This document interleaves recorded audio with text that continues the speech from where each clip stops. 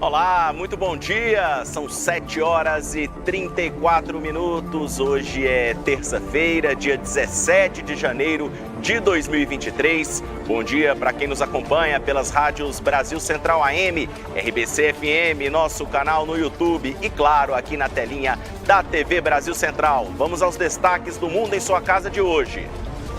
Volta às aulas. Amanhã começa o ano letivo na rede estadual de ensino.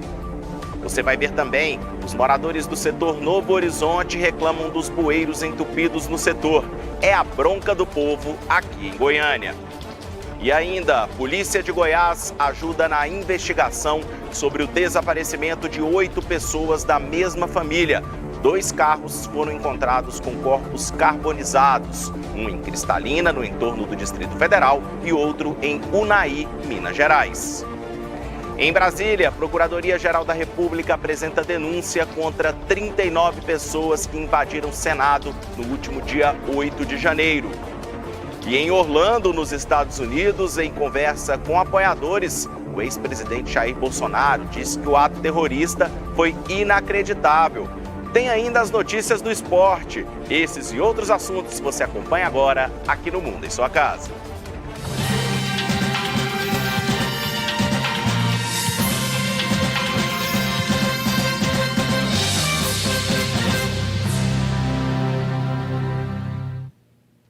Muito bom dia, o Mundo em Sua Casa está no ar, vamos juntos com muitas informações até às 8h30 da manhã. E a gente começa com as capas dos jornais pelo Brasil e pelo mundo, iniciando pelo jornal O Popular. Alego recua em projeto para abrigar aliados após desgastes. Jornal daqui, homem mata mulher e 3 crianças e explica em bilhete. O Hoje, desaquecimento e ameaça à democracia afetam a economia. Diário da Manhã, intolerância política continua. Presidente Lula comanda um país fraturado, sem expectativa de reconciliação no curto prazo. Correio Brasiliense, quem financiou esses atos vai ter que responder pelo crime. Folha de São Paulo, PGR denuncia e pede prisão de 39 suspeitos de ataque. Agência Brasil, STF nega liberdade a presos após atos de 8 de janeiro. Mais Goiás, homem que matou amigo com marteladas filmou e narrou parte da execução. G1 Goiás, homem se pendura em cabos para ajudar motoristas e impedir que caminhão afundasse em rio. O americano The New York Times, população cai na China, anunciando uma crise demográfica. E o francês Le Monde, atualização sobre a guerra na Ucrânia. O saldo do bombardeio de um prédio sobe para 41 mortos. E já estão aqui no estúdio da TV Brasil Central, nossos convidados, comentaristas de hoje. Primeiro, o cientista político Leninger Mota. Olá, Leninger, muito bom dia. Bom dia, Rafael. Bom dia, Josiel. Bom dia a todos que nos acompanham nessa audiência maravilhosa. E também, como disse o Leninger, nosso jornalista aqui da Agência Brasil Central, Josiel Menezes. Olá, Josiel, muito bom dia. Bom dia, Rafael. Bom dia, Leninger. Bom dia, Juliana em Brasília. E um bom dia especial para você que está acompanhando o Mundo em Sua Casa. A gente começa o Mundo em Sua Casa falando que a gêmea siamesa Eloá, que passou por cirurgia de separação de corpos, apresenta melhoras e foi extubada, mas permanece com o suporte do balão de oxigênio. O médico que comandou a cirurgia, Zacarias Calil, afirmou que a expectativa é de que a menina continue melhorando a cada dia. Ele explicou que o suporte de oxigênio é importante para a cicatrização do procedimento. A outra gêmea siamesa, Valentina, segue entubada com melhora significativa no pulmão, mas o estado dela ainda é grave. As meninas de 3 anos de idade estão internadas na unidade de terapia intensiva do Hospital Estadual da Criança e do Adolescente aqui em Goiânia. Elas nasceram em Guararema, no interior de São Paulo. As duas estavam unidas pelo osso da bacia, parte do tórax, abdômen, fígado, intestinos e genitálias.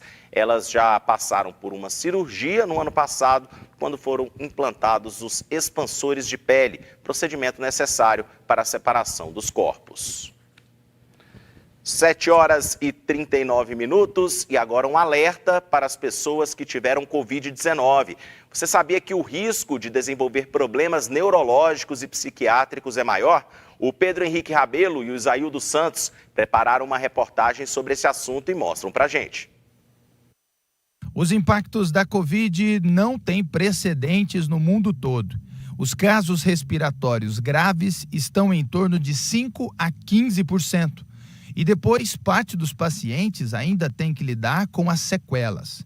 Entre elas, a neurológica acaba atacando muita gente. Imagina isso numa dimensão de uma infecção que afeta pulmão, afeta coração, afeta o cérebro, afeta o rim, afeta as artérias, ou seja, uma inflamação generalizada que não tem muito específico um lugar que ela vai danificar. Então, o corpo entra em colapso inflamatório. O radialista Écio Santana teve Covid 2 vezes e percebeu que a memória não é mais a mesma. Até para lembrar o nome da médica, às vezes é difícil. Eu tive esquecimentos frequentes, coisas normais, coisas cotidianas eu esquecia. Então, eu fui no cardiologista, ele me recomendou procurar uma situação melhor, um psiquiatra, um psicólogo. Aí resolvi, achei a doutora, consequência do Covid, tá vendo? Esqueci. A proximidade do nariz com o cérebro é primordial para os danos. Nós temos a teoria que o vírus, ele entra por onde? Pelo nariz. No nariz, nós temos um nervo que vai para o cérebro. Olha, o nariz é na cabeça. A proximidade desse nervo com o cérebro facilita com que sintomas neurológicos sejam, sim, muito recorrentes e muito comuns. Várias pesquisas foram realizadas sobre esse assunto no mundo todo. Uma delas no Instituto do Coração, que identificou que 80% dos participantes tiveram dificuldades de atenção, perdas de memória e também problemas de compreensão. Outra consequência detectada foi a diminuição da capacidade de coordenação motora. Nós temos que estar atento em que, especialmente, o que a gente chama de uma síndrome pós-Covid. É uma sensação, a gente tem um termo em inglês, mas no português é como se fosse assim, uma névoa no seu cérebro. Você fica mais desatento, você fica mais desanimado. E eu costumo dizer aqui no consultório que, geralmente, a Covid ela vai piorar o que já não estava muito bom. No caso do Écio, ele está em tratamento e procurando melhorar. Hoje eu estou bem. Eu estou com poucas coisas que eu esqueço. Algum conflito, algum tumulto de informação me faz esquecer alguma coisa. Josiel Menezes, quem teve Covid sabe aí das sequelas, dos problemas que a doença causa. Isso mostra também que a gente ainda precisa saber muita coisa sobre essa doença, tem muita coisa que a ciência ainda precisa pesquisar e descobrir a respeito dela. Com certeza, viu, Rafael? É uma doença nova, ou seja, uma doença que ainda não tem todos os estudos finalizados, né? Dificuldade, por isso teve tanta polêmica com relação, inclusive, à vacinação e à eficácia da vacina, né? E agora, nessa reportagem, né, trazida aí pelo Pedro Henrique Rabelo, a gente notou uma especialista neurológica falando sobre essas questões. E a gente sente isso em casa também, viu, Rafael? De vez em quando, né, a mulher da gente chama a atenção, uai, peraí, eu não já te falei isso? Ou seja, você também não esqueceu disso? Eu, no meu caso, depois de ter adquirido a Covid, eu notei dois fatores com relação à memória e com relação também à visão, né? Diminuiu um pouco a questão da visão. Então, é preocupante realmente e eu acompanho isso aí que o Écio Santana falou na reportagem, nosso companheiro aqui do Rádio Jornalismo, né? Realmente é complicado e a gente não sabe como que vai resolver essa situação, né? Muito complicado. Grande Écio Santana inclusive, já apresentou o Mundo em Sua Casa nos tempos do rádio, que era apenas na RBC FM, na Rádio Brasil Central AM. Um abraço para ele. A gente te entende, Écio. E o Leniger Mota, que já teve Covid também, sente até hoje as sequelas da doença, Leniger? Rafael, para além da tragédia, né, conhecida, que é a vida, perder vidas, né, centenas de milhares de vidas, existe o fator desconhecido, né, que aí os sintomas que cada um carrega depois, né? Como a médica disse, às vezes existe um sintoma de alguma coisa e a Covid vai lá e piora, né? Se você já tem um problema de visão, piora. Se você tem um problema de queda de cabelo, piora. No meu caso, foi memória mesmo. A memória é essa de curta, né? De você lembrar o nome de uma pessoa, um raciocínio rápido às vezes foge. Nós que trabalhamos, né, comentando em rádio, em televisão, às vezes isso é muito ruim. Então, tive que recorrer novamente a anotações e tal, e muita leitura, né? O que a gente precisa é exercitar novamente o cérebro. O cérebro é um músculo como outra qualquer do seu corpo, tem que exercitá-lo, né? No meu caso, que foi a perda de memória. Tem vários casos aí que acontecem.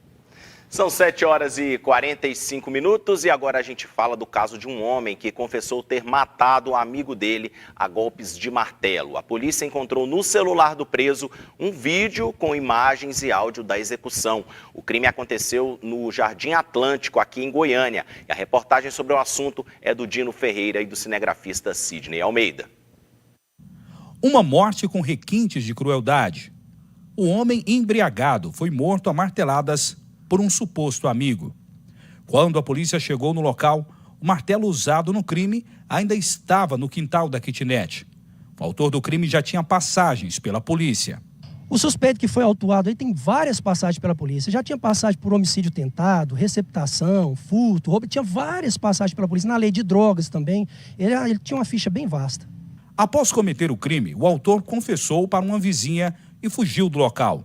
Mas foi preso em seguida. O motivo do homicídio é banal. Ao que consta, ambos eram usuários, né, de drogas aí, ao que consta ali. A vítima aí já estava quase que em situação de rua, mas que dormia lá no local também, juntamente aí com o autor. Não só por questões de drogas, mas questões até mais fúteis ainda do que a própria droga ali, que eram entreveros mesmo assim, coisa muito mínima, né? Que acabou provocando aí a ira, a raiva, né, desse indivíduo aí, do suspeito, e acabou matando então a vítima. É isso porque se dizia amigo, né, da vítima. Imagina se não fosse. E depois de um mês do crime, a polícia encontrou o suspeito de roubar e matar uma pessoa dentro do terminal Cruzeiro, em Aparecida de Goiânia. A gente volta com o repórter Dino Ferreira, que traz informações sobre o caso. As imagens são de Sidney Almeida. As imagens que você vai ver agora é de um homem fugindo do local após cometer um roubo. Roubo este que depois acabou se tornando um latrocínio. E o cara foi preso 30 dias depois de uma abordagem. Uma história que chamou a atenção. Quem vai contar pra gente é o Tenente Júnior. Tenente, como que vocês chegaram até este homem? Este homem já tinha passagens pela polícia e o que ele falou quando ele foi preso? Bom, no dia em questão, foi procedida uma operação no terminal Cruzeiro do Sul, com o intuito de coibir o uso e o tráfico de drogas naquele local. A princípio, já havia sido coletado informações de que por ali havia outros tipos de crime, inclusive o crime de latrocínio ocorrido há 30 dias atrás. Bem, diante dos fatos, foi procedido a abordagem a um indivíduo, né, com algumas características similares ao do indivíduo que aparece nas filmagens. Diante dessa suspeição, e pelo fato dele estar portando entorpecente, foi feito a averiguação nesse sentido. Foi possível conduzi-lo e, posteriormente, junto à autoridade policial, concretizar, né, a questão do latrocínio, né, que tinha ocorrido há 30 dias atrás. O delegado, né, diante da situação, e ele mesmo confessou o latrocínio, né, solicitou do Poder Judiciário, né, a preventiva dele. E agora o assunto é política. Na Assembleia Legislativa, deputados discutem ajustes na Lei de Diretrizes Orçamentárias deste ano. A sessão extraordinária foi convocada pelo governador Ronaldo Caiado. Quem tem as informações é a repórter Brunelli Portela, com imagens de Dione Maciel. O governador Ronaldo Caiado pediu a convocação de sessão extraordinária na Assembleia Legislativa de Goiás. Este foi o primeiro encontro dos deputados neste ano. No documento enviado ao Poder Legislativo, Caiado esclarece que a convocação extra foi solicitada para que seja apreciada uma alteração na lei que trata sobre as diretrizes para a elaboração e a execução da lei orçamentária referente a 2023. O líder do governo na Alego, o deputado estadual Bruno Peixoto, ressalta que a convocação do governador foi para adequação da lei. É apenas uma adequação ao orçamento, nada mais do que isso. As matérias que estão sendo adequadas já se tornaram leis e apenas uma adequação na Lei de Diretrizes Orçamentárias, nada mais do que isso. A ideia é contemplar no projeto já protocolado na Assembleia Legislativa os acréscimos de despesas com o pessoal do Tribunal de Contas do Estado de Goiás, Tribunal de Contas do Municípios e na própria Assembleia. Para que seja apta a seguir para a sanção do governador Ronaldo Caiado, a matéria deve ser aprovada pelo plenário. Serão 2 fases de discussão e votação. São necessários 21 votos favoráveis em cada uma das votações para que o projeto seja aprovado pela Alego. Os deputados estão atentos a tal situação e a grande maioria já se posicionou favorável à matéria, até mesmo porque nós estamos buscando para administrar de uma maneira direta o que está acontecendo agora com a aprovação da matéria. E o subprocurador-geral da República, Carlos Frederico Santos, coordenador do Grupo Estratégico de Combate aos Atos Antidemocráticos da Procuradoria-Geral da República, enviou ao Supremo Tribunal Federal uma manifestação com denúncias contra 39 pessoas supostamente envolvidas nos atos criminosos do dia 8 de janeiro. Os criminosos depredaram os prédios do Congresso Nacional, o Palácio do Planalto, o edifício sede do Supremo. Os invasores quebraram vidraças e móveis, vandalizaram obras de arte e objetos históricos, invadiram gabinetes de autoridades, rasgaram documentos e roubaram armas. Além de pedir a condenação dos envolvidos nos ataques, foi solicitada a decretação de prisão preventiva dos denunciados e o bloqueio de bens no valor total de 40 milhões de reais para reparar os danos, tanto os materiais ao patrimônio público, quanto os morais coletivos e a perda dos cargos ou funções públicas nos casos pertinentes. A PGR pede também a inclusão dos nomes dessas pessoas no sistema de tráfego internacional da Polícia Federal. Lene Guermota, qual será o futuro desses golpistas, terroristas e vândalos, que depredaram o patrimônio público? Rafael, o que a gente está vendo é que existe uma força-tarefa gigantesca para identificar essas pessoas que entraram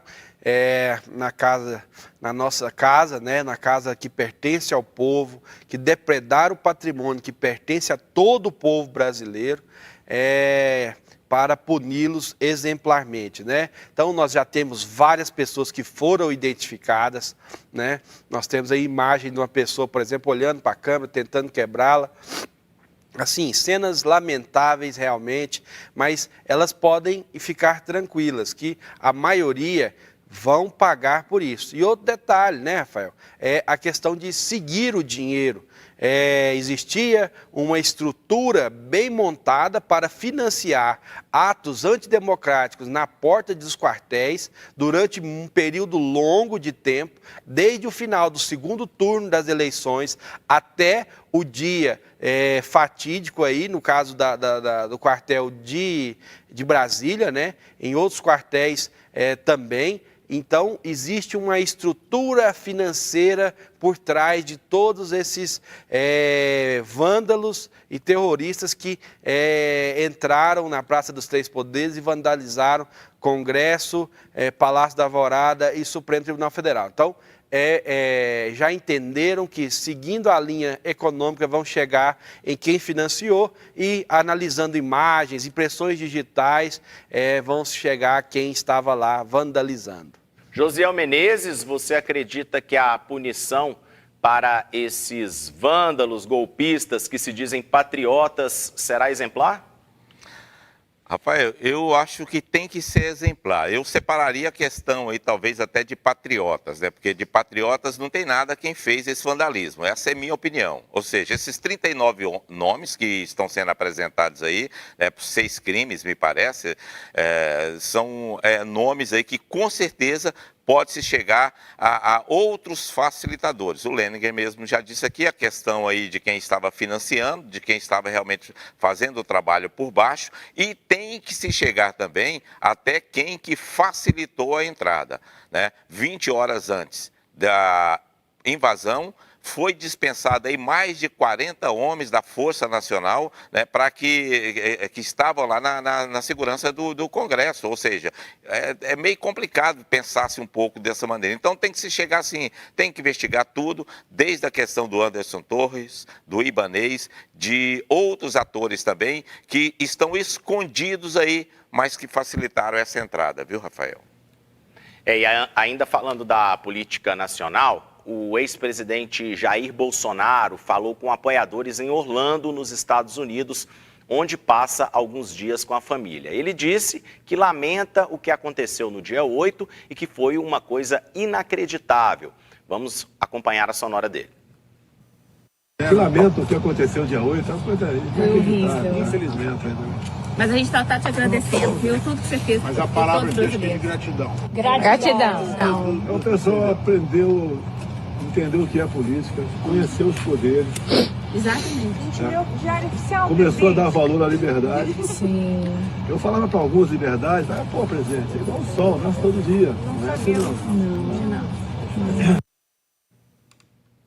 E a fala do vídeo contrasta com a postagem feita em rede social do ex-presidente e com discursos propagados por seus apoiadores. Na sexta-feira, o ministro Alexandre de Moraes, do STF, incluiu o ex-presidente na investigação da autoria dos atos golpistas que resultaram na invasão e depredação das sedes dos 3 poderes. A Corte acatou o pedido da Procuradoria-Geral da República, cujo entendimento é de que o ex-presidente é suspeito de incitação ao crime após ter postado vídeo questionando as eleições dias depois dos ataques terroristas. 3 horas depois, ele deletou a publicação. Moraes determinou que a Meta, dona da rede social, preserve o vídeo para aferir o alcance da postagem e sua autoria. E o ministro Benedito Gonçalves, do Tribunal Superior Eleitoral, determinou a inclusão da minuta do decreto para instaurar o estado de defesa na Corte em uma ação de investigação contra Bolsonaro e o seu candidato a vice, Braga Neto, já em tramitação no tribunal. O documento, considerado inconstitucional por especialistas, foi encontrado pela Polícia Federal durante buscas na casa do ex-ministro da Justiça, Anderson Torres. O ministro deu prazo de 3 dias para que Bolsonaro e Braga Neto se manifestem sobre o conteúdo. Josiel Menezes, Bolsonaro quer tirar o corpo fora desses ataques, dessas manifestações golpistas que aconteceram em Brasília no dia 8? Não, eu acho que ele está falando a verdade. Ele nunca quis que as pessoas invadissem e quebrassem o Congresso. A verdade é essa. Ele sempre falou em tratar a questão das 4 linhas, de estar buscando isso aí.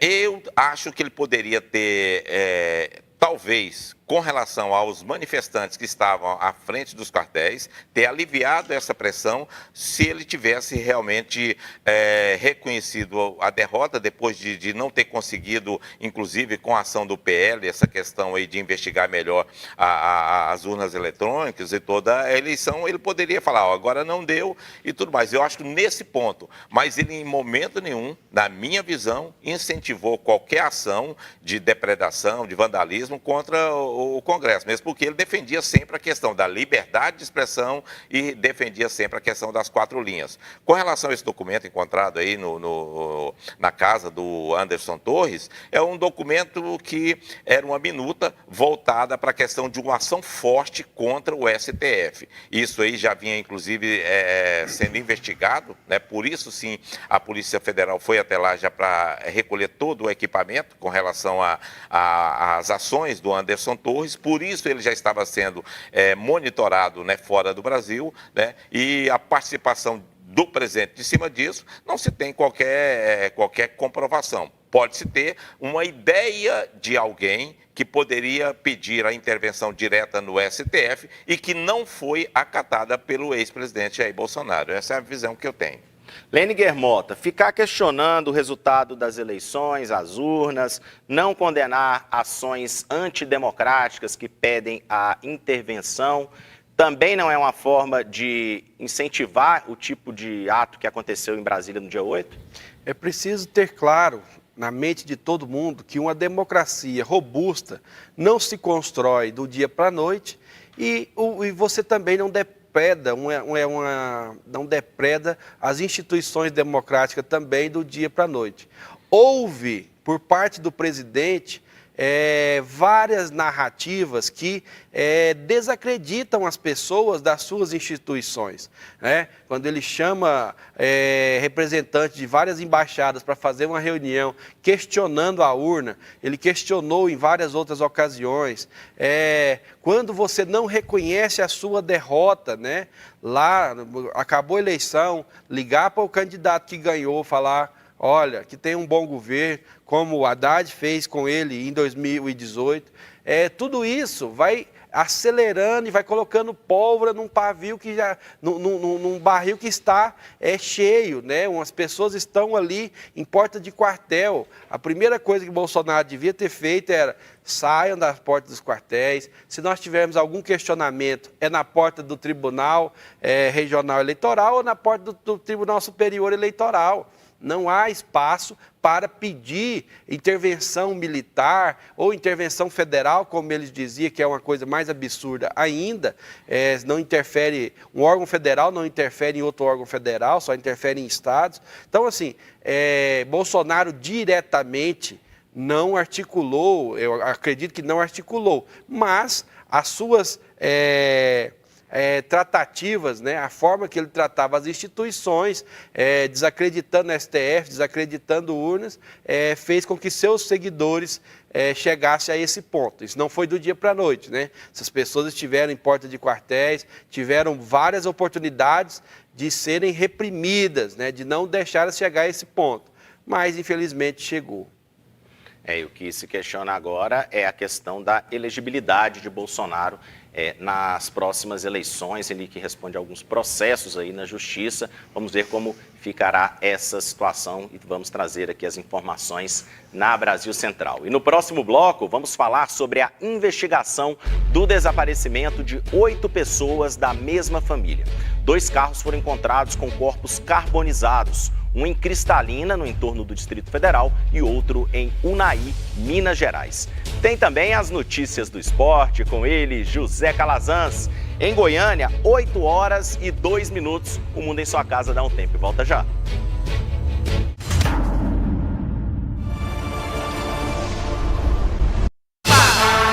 Goianão 2023.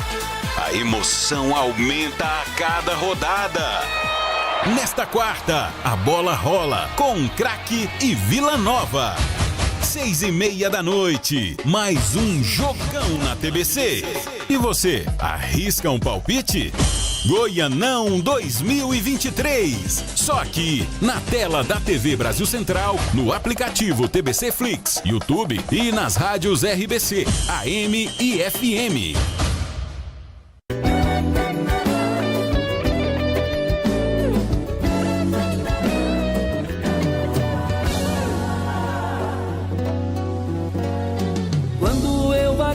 Pelas noites da cidade vazia. Olá amigos, eu sou Marcos Antônio, cantor e compositor, e você ouve minha música na RBC FM. contemplando ruas, muros altos e... RBC-FM 90,1, a rádio de todos os goianos.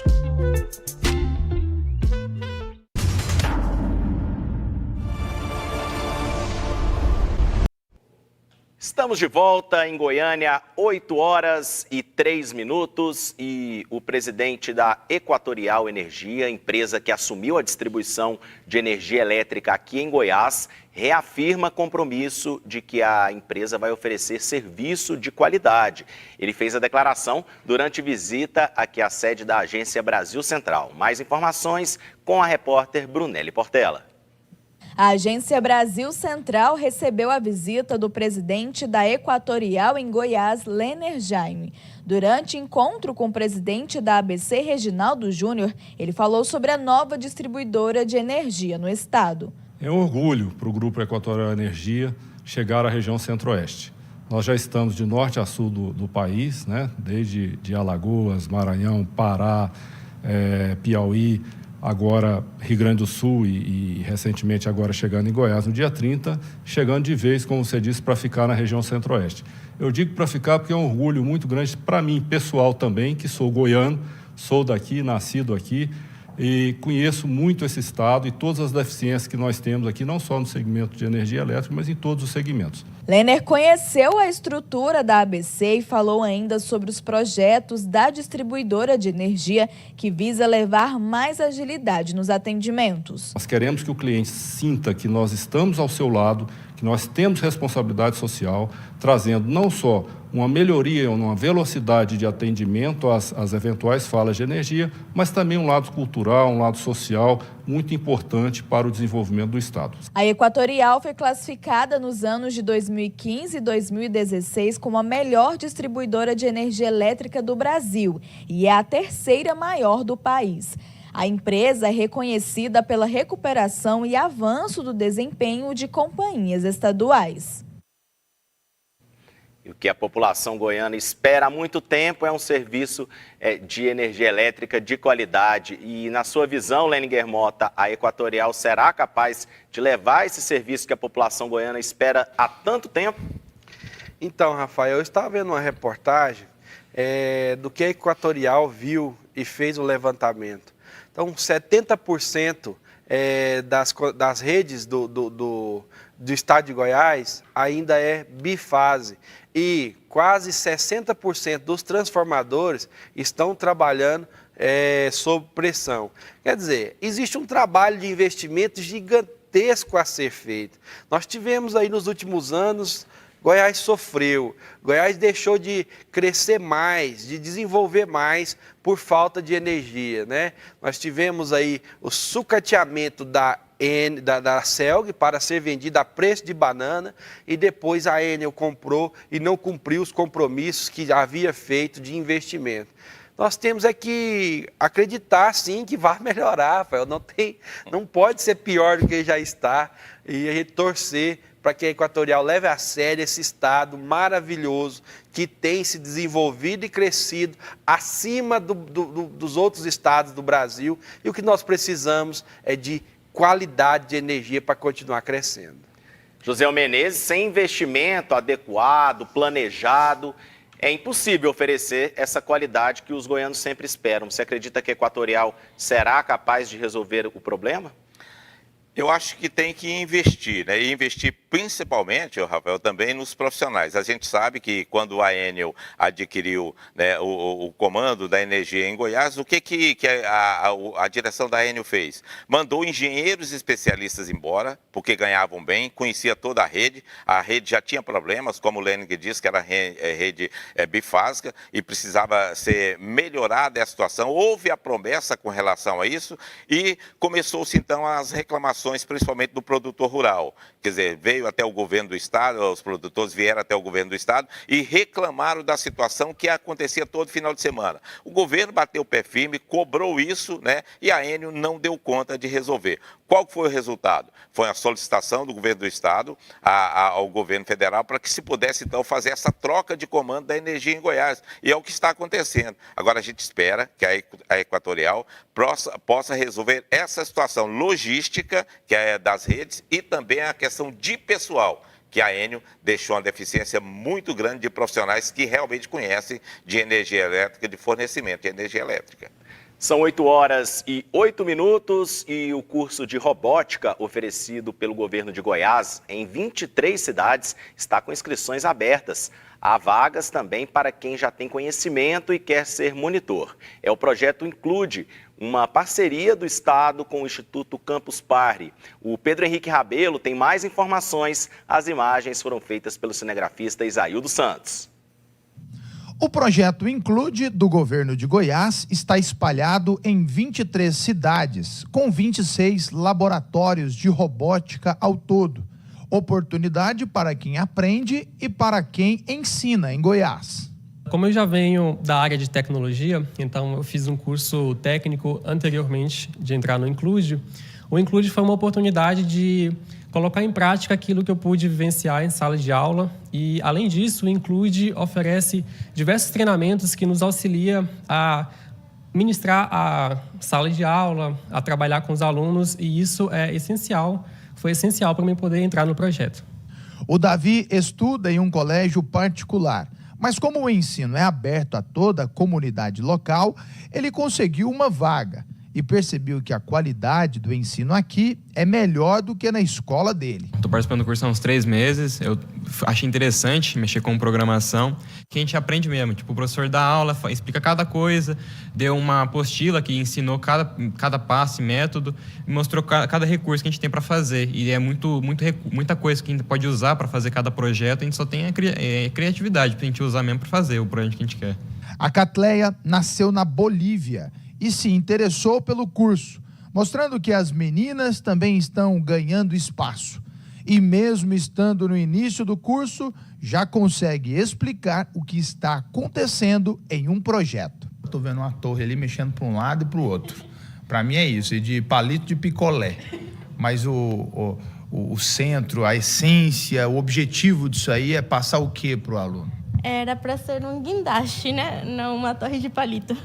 Então, agora ele está programado para mexer de um lado para o outro com Arduino. Arduino é um local que armazena a programação. A pessoa digita um código e esse código faz com que o aparelho, né, execute uma ação. Então, o Arduino que passa essa ação para ser executada. Eu estou tentando aqui e apanhando muito para pilotar esse drone autônomo. Olha ele aí. Mas eu quero aproveitar para trazer a novidade para você que o governo de Goiás está abrindo vagas, tanto para novos alunos quanto para monitores. São as oportunidades geradas pelo governo de Goiás. Hoje a equipe Include local, que é como a gente chama, ela é formada por um facilitador e monitor. O facilitador, a gente pede que ele tenha uma experiência prévia com a área de tecnologia, pedagógica, e ele tem que dedicar 20 horas semanais para o laboratório. Então, ele vai receber uma bolsa, a bolsa é por volta de R$ 1.300 por mês. E ele também tem um parceiro das atividades que contempla essa equipe Include local, que é o monitor. O monitor já ele vai ser esse apoio para o facilitador. Ele também tem que ter uma dedicação de 20 horas semanais, mas ele não precisa ter experiência prévia. Outra novidade é que o projeto está com vagas abertas também para os alunos nas 23 cidades. As inscrições estão sendo feitas pelo site, que é institutocampuspare.org.br/inscrição. Então, hoje a gente está com as inscrições abertas para todos os laboratórios. A gente pede para que esses jovens eles tenham entre 12 a 20 anos, então essa é a nossa preferência, porque o laboratório Include, ele é um curso de inicialização nos alunos na área de inovação, tecnologia, inclusive para a gente dar margem para os nossos outros projetos da CEDI. Então, ele inicia os alunos nessa área e que eles sejam preferencialmente de escolas públicas. E por falar em escola pública, as escolas da rede pública estadual de ensino em Goiás iniciam amanhã as aulas do ano letivo de 2023. Assim como em 2022, o foco deve ser a ampliação e a recomposição da aprendizagem dos estudantes impactada pela pandemia da Covid-19.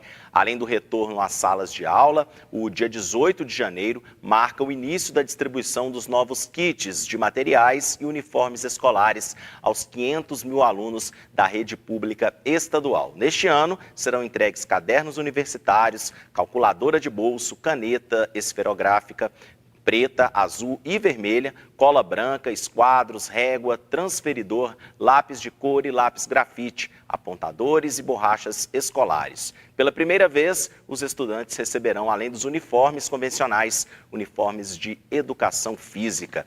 E a informação é que na rede pública estadual está, depois da pandemia, a rede pública agora voltando à quantidade de alunos que tinha anteriormente, antes da pandemia. A gente espera aí, então, que a rede possa se estabelecer e os alunos possam voltar a ter a aprendizagem, então, adequada, que ficou tão prejudicada no período da pandemia em todo o país.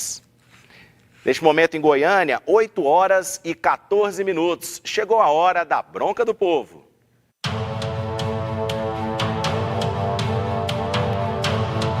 Bronca do povo.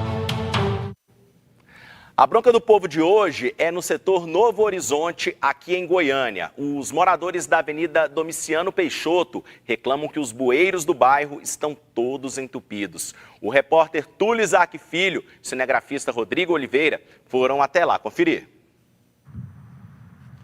Avenida Domiciano Peixoto, avenida principal do setor Novo Horizonte. Meu amigo, essa é a situação real dos bueiros aqui da região.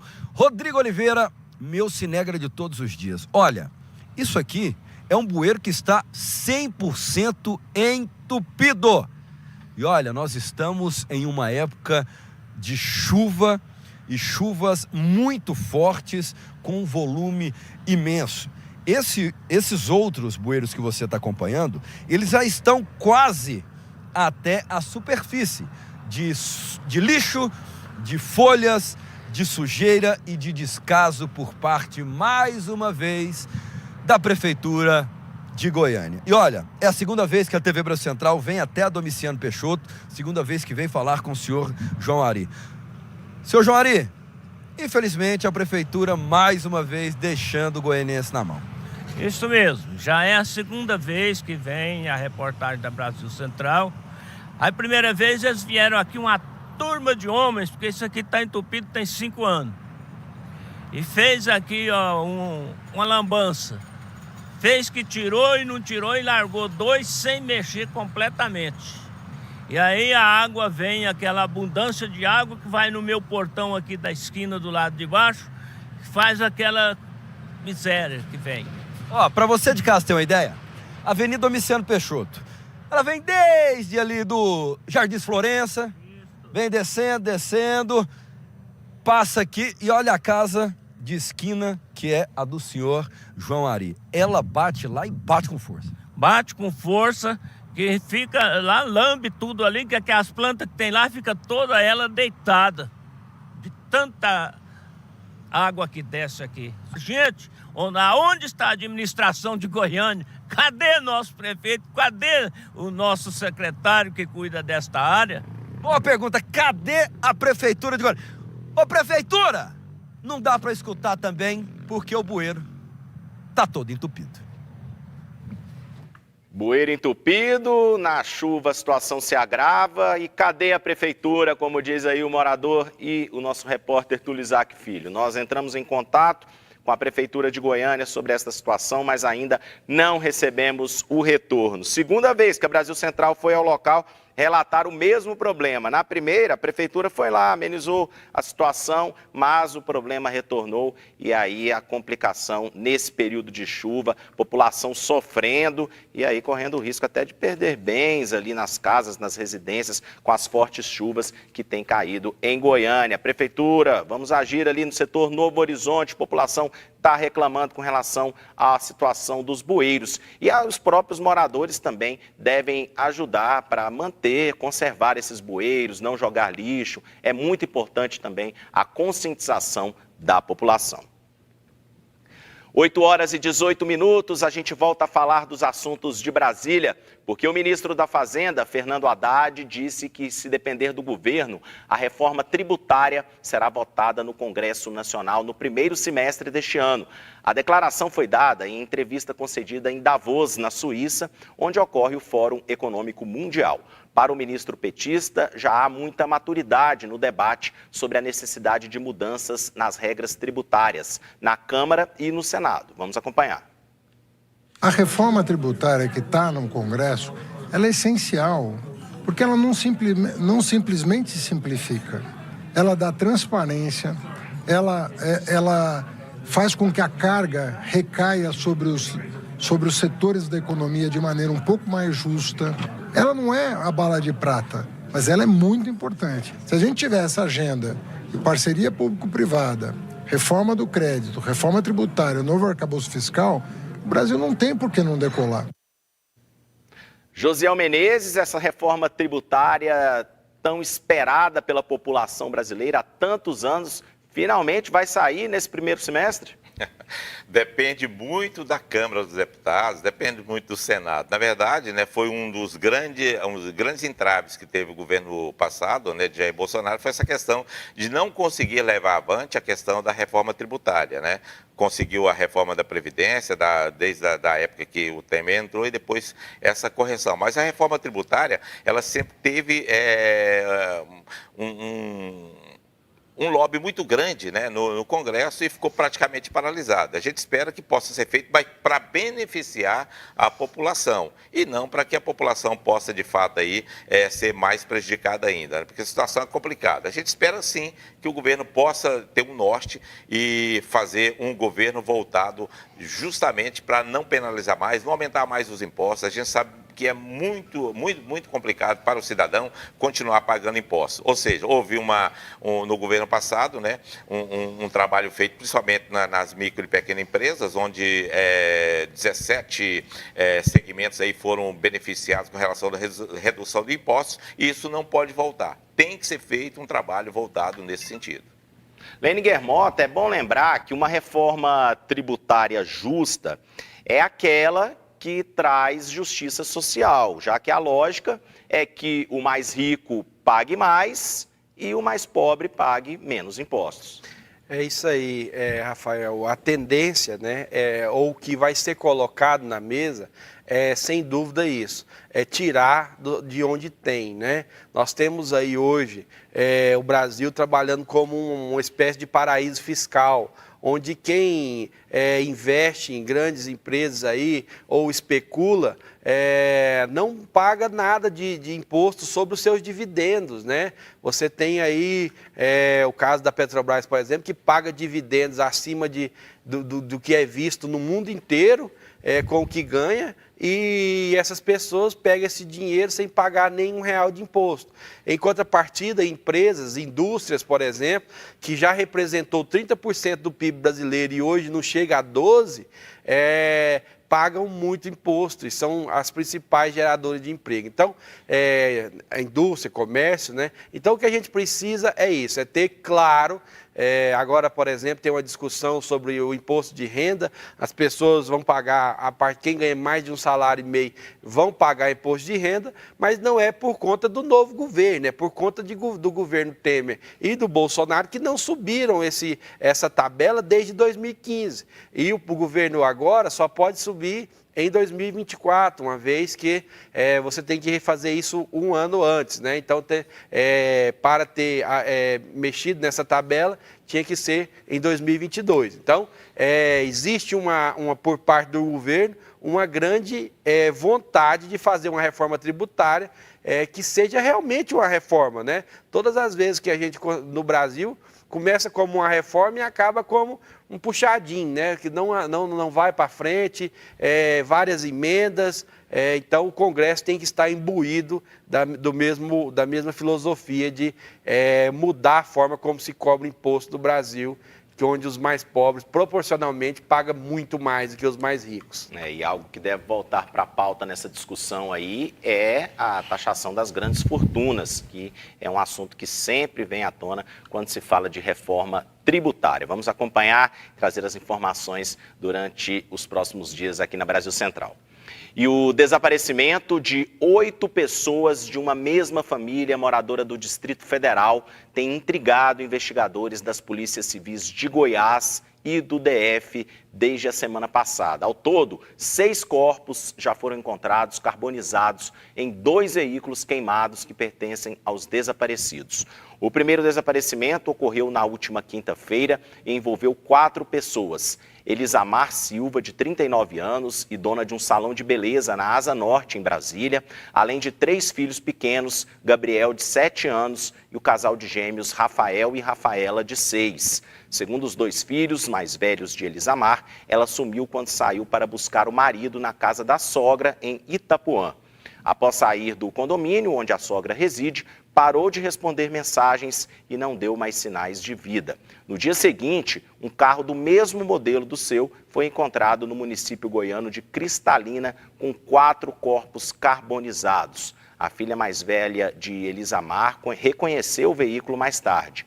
Ontem, a Polícia Civil do Distrito Federal informou à imprensa que, além de Elisamar e os 3 filhos, também seu marido desapareceu juntamente com os pais, de 52 e 54 anos, e uma irmã de 25 anos, sogros e cunhada de Elisamar. Os policiais ainda encontraram na BR-251, nesta madrugada, um segundo carro queimado. O veículo pertencia ao sogro de Elisamar e tinha 2 corpos carbonizados em seu interior. As polícias civis de Goiás e do Distrito Federal investigam o caso. Em Goiás, o governador Ronaldo Caiado determinou uma força-tarefa para esclarecer os crimes. Assustador esse crime e tudo leva a crer, inclusive, que tenha sido premeditado, já que trata-se aí de pessoas da mesma família que acabaram tendo o mesmo destino aí infelizmente, sendo carbonizadas dentro de veículos aqui em Goiás e também Minas Gerais. A gente espera então que a polícia consiga o mais rápido possível desvendar esses crimes assustadores. E a Secretaria de Saúde Estadual emitiu alerta à população devido aos riscos de acidentes com escorpiões neste período do ano. A Maíra Oliveira e o cinegrafista Solimar Fernandes trazem agora uma reportagem sobre o aumento de casos e os cuidados que devem ser tomados. Acompanhe. O período chuvoso é a época que atrai escorpiões e outros animais peçonhentos. Neste tempo quente e úmido de verão, os escorpiões saem à procura de abrigo em lugares secos. A Secretaria de Estado de Saúde emitiu um alerta para a população redobrar os cuidados. O médico infectologista do HDT, Luiz Felipe, explica os motivos desse alerta e quando buscar ajuda profissional. Devido às chuvas, a gente tem uma migração dos escorpiões de seus esconderijos para dentro das residências. Tá? Então a gente acaba tendo um aumento do número desses acidentes. Tá? E ficarem atentos principalmente em relação a calçados, dentro de armário, embaixo da cama, restos de lixo, de entulho, que são locais que podem abrigar os escorpiões. Uma vez que você foi vítima de um acidente escorpiônico, primeira coisa, procure o atendimento médico o mais rápido possível, tá? Esse médico do serviço de saúde que estiver mais próximo vai avaliar, vai graduar o acidente, para ver se é um acidente leve, moderado ou grave, e vai encaminhar para o serviço de referência, caso necessário. Segundo a Secretaria Estadual de Saúde, Goiás registrou no ano passado 921 acidentes por picada de escorpiões.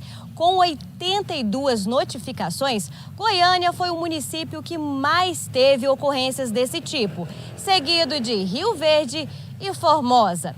Na capital, a prefeitura está trabalhando incansavelmente para proteger a população dos escorpiões. Os técnicos vão até o local, faz uma avaliação ambiental e explica ao proprietário daquele imóvel como ele deve proceder para evitar o surgimento desse animal dentro da sua residência.